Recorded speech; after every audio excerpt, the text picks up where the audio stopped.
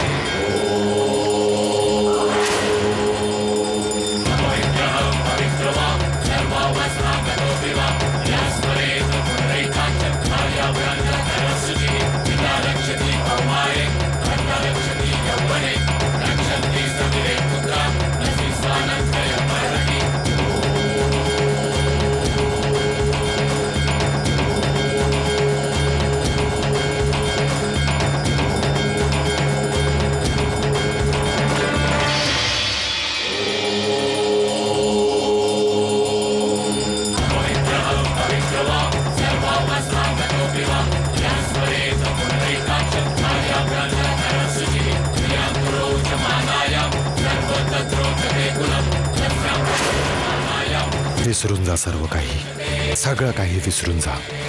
ज्या कठीण यातनांमुळे तू स्वतःला दुर्बळ समजते आहेस ना, उद्या त्याच यातना तुला शक्ती प्रदान करतील. प्रत्येक मोठं लक्ष्य गाठण्यासाठी अशा अनेक संकटांचा सामना करावा लागत असतो.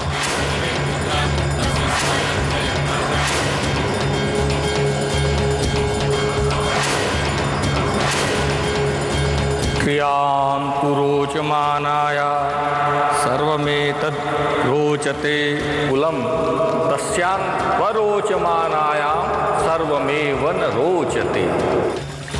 अर्थात स्त्री तसेच कन्या वस्त्र आणि आभूषणांनी सुसज्जित झाल्यावर आपल्या परिवाराची शोभा वाढवते। मनू, ही वस्त्र परिधान कर।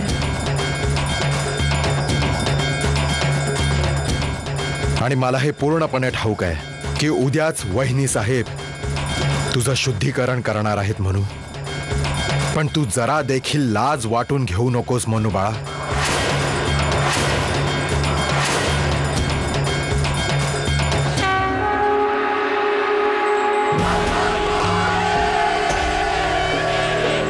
महाराजांचा विजय असो, महाराजांचा विजय असो, महाराजांचा विजय असो, महाराजांचा विजय असो, महाराजांचा विजय असो, महाराजांचा विजय असो, महाराजांचा विजय असो, महाराजांचा विजय असो, महाराजांचा विजय असो, महाराजांचा विजय असो, महाराजांचा विजय असो, महाराजांचा विजय असो, महाराजांचा विजय असो, महाराजांचा विजय असो, महाराजांचा विजय असो। वा, काय नृत्य करतात आपले महाराज, आपण पाहिलत? मी पाहतोय भोपटकर।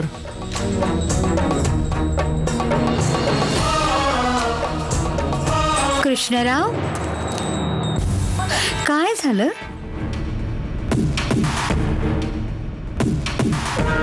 नृत्य पसंत नाही पडलं आपणास?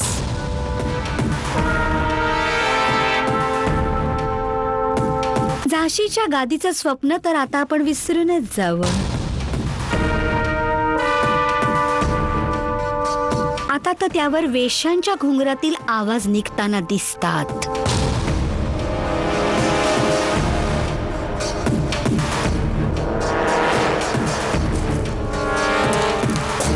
का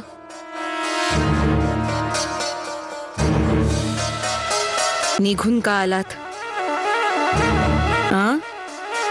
जा, आनंद लुटा, आनंद।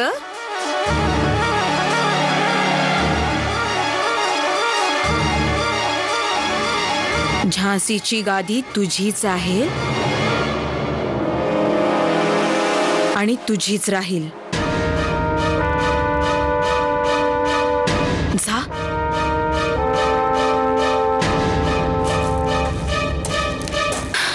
आग टाक, आग कुबजा।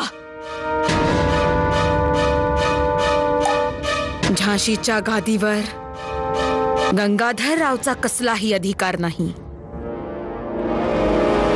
यावर तर एखादी शक्तिशाली वीरांगनाच बसेल।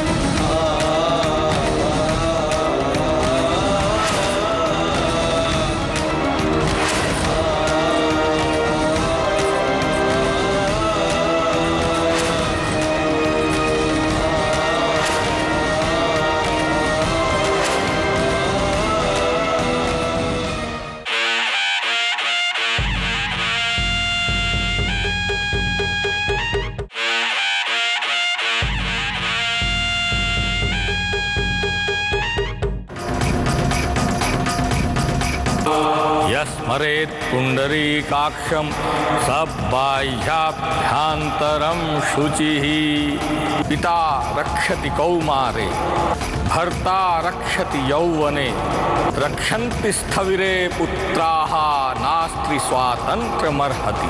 अर्थात जन्मापासून मृत्यूपर्यंत स्त्री पुरुषाच्या अधीन राहण्यासाठी आदेशित केली गेलेली आहे। कन्या असेल तर पित्याच्या आज्ञेनुसार चालेल, पत्नी असेल तर आपल्या पतीच्या अधीन राहील.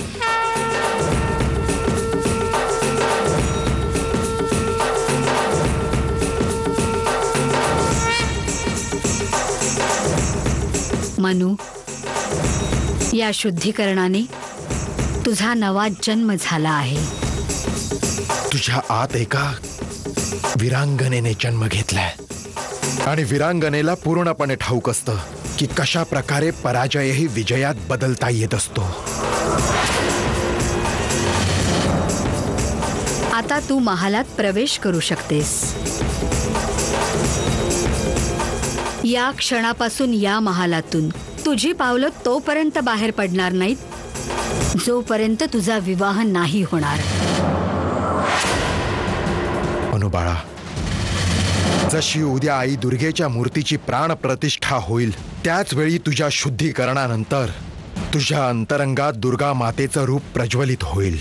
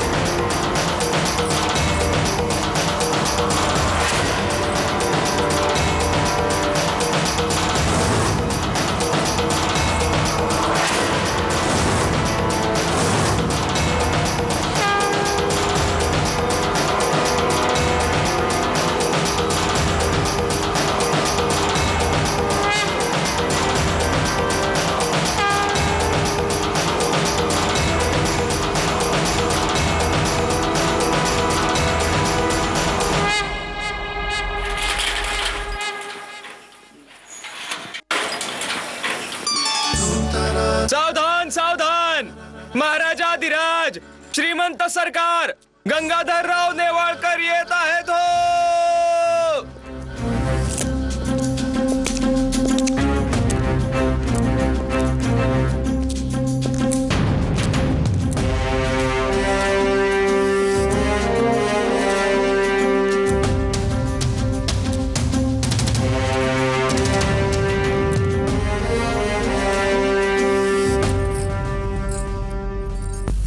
वो आए घर में हमारे खुदा की कुदरत है. कभी हम उन्हें कभी अपने घर को देखते हैं.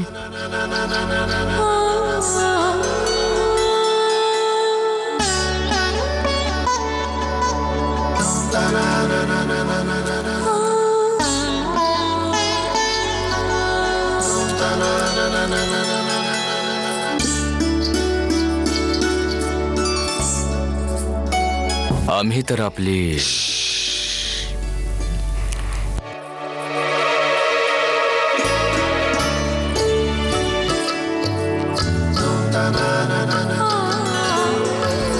अल्लाह आपल्याला नजर न लागू देवो.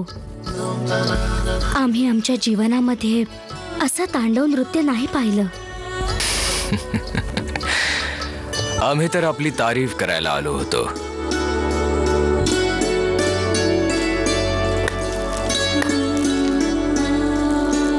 आपल्या नृत्याने आम्हाला अतिप्रसन्न केलंय.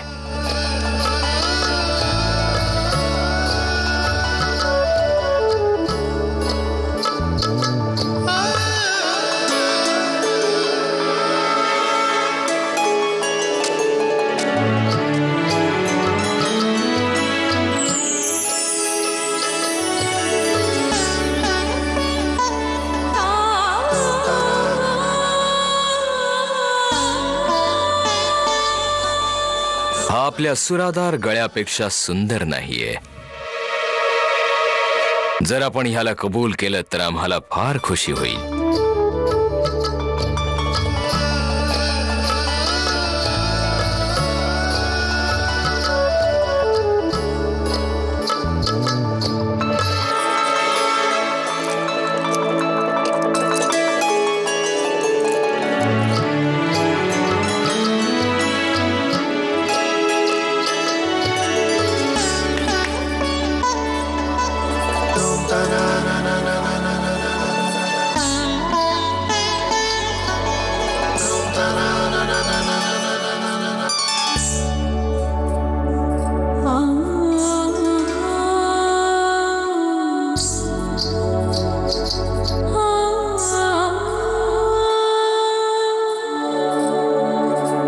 घे. आमच्यातर्फे तुझ्यासाठी.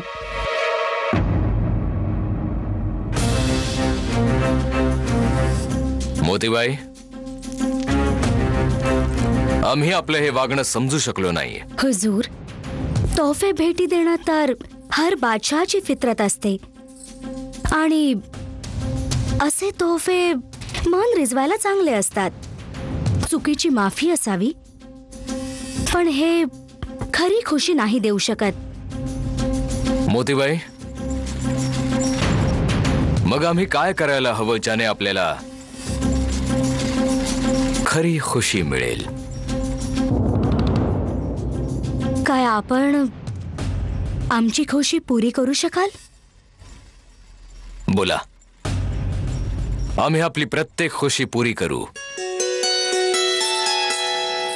हुजूर, म्हणतात की आमच्या बिरादरीत कुठलाही धर्म नसतो. आम्ही अल्लाकडे पण दुआ मागतो आणि भगवंताच्या घरी पण माथा टेकतो आणि आम्हा लोकांवर त्या उपरवाल्याची काही खासच कृपा असते. हुजूर, दासी दुर्गाम्माकडे एक नवस बोलली आहे की आम्ही 100 ब्राह्मणांचं भोजन घालू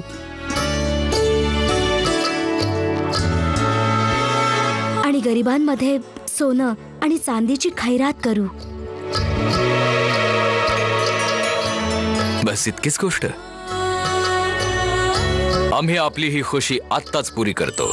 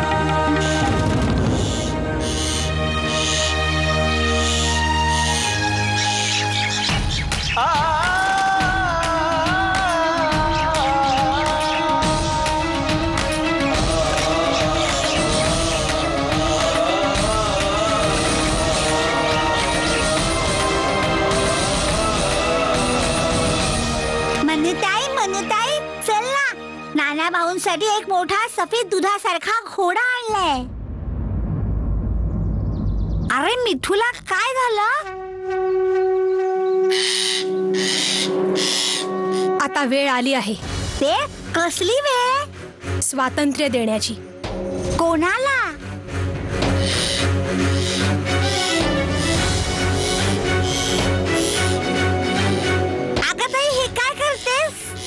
ह्याला स्वतंत्र करते. अरे देवा, तू तर ह्याच्यावर खूप प्रेम करतेस. हो, पण आम्ही ज्याच्यावर प्रेम करतो त्याला बंदी करून नाही ठेवत.